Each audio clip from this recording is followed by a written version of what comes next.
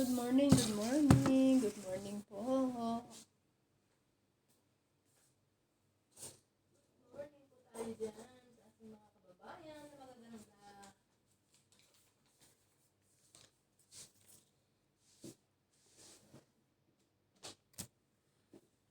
Good morning po, mapagpalang Martes po ngayon. Good morning po. Ngayon po ay mag-almusal muna tayo. Good morning. Ayan po yung almusal ko. Bumili po si saging. Bumili po yung binilan po kami ng amo namin ng ganito. Ayan. Cheese bread po ito. Cheese bread. Tapos po magkain po tayo ng ito, mayonnaise. May tinapay. Almusal po tayo. Shout out po sa aking channel, Honey Bang Vlog. Sa mga hindi pa nakasubscribe, pindutin lang po ninyo ang subscribe button at i-on ang notification bell para updated kayo sa mga upload ko everyday. Sobrang salamat po sa inyo. Please subscribe naman po my channel, Honey Bang Vlog. Sa mga hindi pa po nakasubscribe sa akin, ako po ay ako po ay naglalambing muli sa inyo at ako naman din po ay nagsusubscribe po sa inyo. Kung hindi ko man po kayo na-subscribe, comment nyo na lang po at mag-subscribe po tayo. Shout out po. Ayan po, mag-almusal muna ako dahil hindi ko pa po alam kung ano ang lulutuin ko ngayong araw na ito dahil kahapon po ay nagpunta po ako sa hospital. Binisita ko po si Teresa. Medyo okay naman po siya pero ang sabi nila sa linggo CT scan na naman po siya. CT scan. Tapos pag sinabi daw ng doktor na okay na siya, pwede naman na po daw siyang umuwi. Sa ngayon po ay okay naman po siya sa awa ng Panginoon. Okay po siya. Dinalan ko po siya ng pagkain niya. Nag-adobo po ako ng manok, white rice, at saka pakwan po dahil gusto po niya ng pakwan. Almusal po tayo ngayon dahil ang pagkain po namin ngayon yan ay cheese bread. Yung binili po ng amo namin. Lagi nangangati ang ilong ko. Cheese bread, kape, tsaka yan tinapay. Yan lang pong pagkain namin dahil ang pagkain namin kahapon ay adobong manok.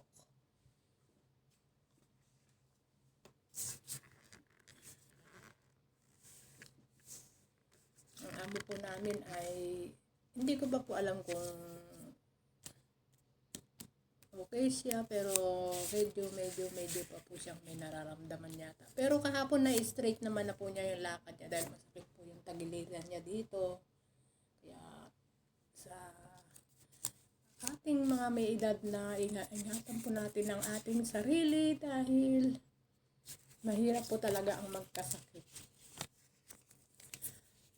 Lalo na po ang mga OFW na kagaya ko.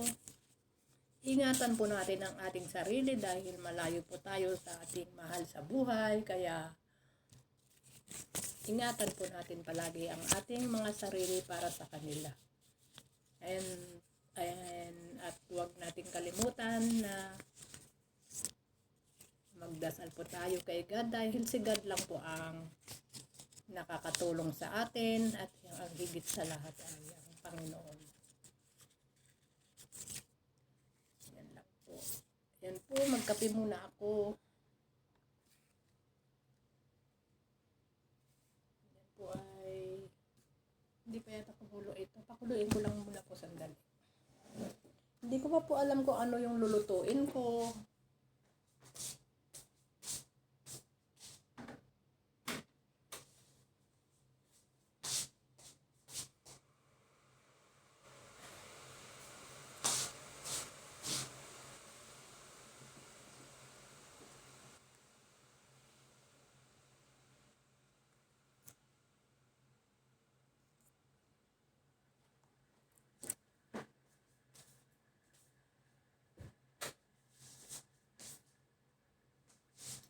Ewan ko po, baka mag-chicken masala po ako ngayon. Ay, hindi ko po alam. Baka steak po siguro. Mag-steak ako. Steak na lang po ang gawin ko. Mag-lista po ako ng steak. Opo, steak na lang. Tapos vegetable. Shout out po sa aking channel, Honey Bang Vlog. Subscribe na lang po sa aking channel, Honey Bang. Sa amin po ngayon ay umuulan po. Yan po. Ngayon ay medyo na po ang panahon ay lumalamig, humahangin-hangin. Nag-iiba na po ang weather ngayon. Tapos po ay mag-ano na po yan. Tawag to. Taglamig na po.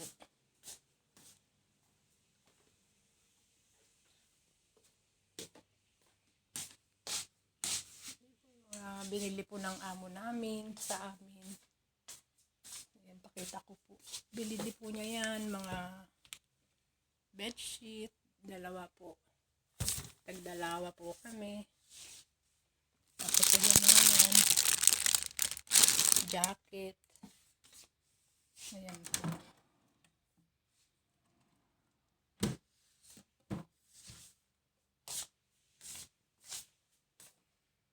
Ang gulo-gulo po talaga ng aking mga baruan. Hindi ko po maasikaso sa totoo lang. Nakatambak lahat.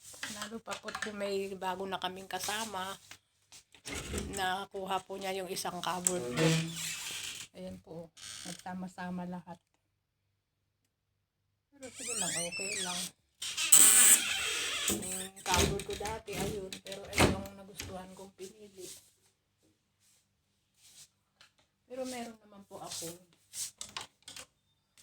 cabinet. Dito po. Ayan. Sa akin po ito. Ayan. Ito po yung mga uniform. Pakita ko lang.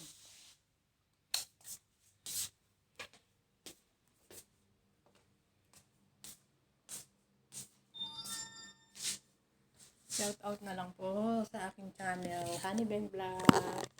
Bye-bye po. Hanggang dito na lang po ang aking munting video. At mamaya po ay kita-kits po tayo sa aking mahiwagang kusina. Doon po ay kung ano man po lulutuin ko, kita-kits po tayo doon. Ingat po tayo palagi. Jesus love you po and Jesus love us. God bless po sa ating lahat. At lagi po tayong magdasal dahil malayo po tayo sa ating mga pamilya.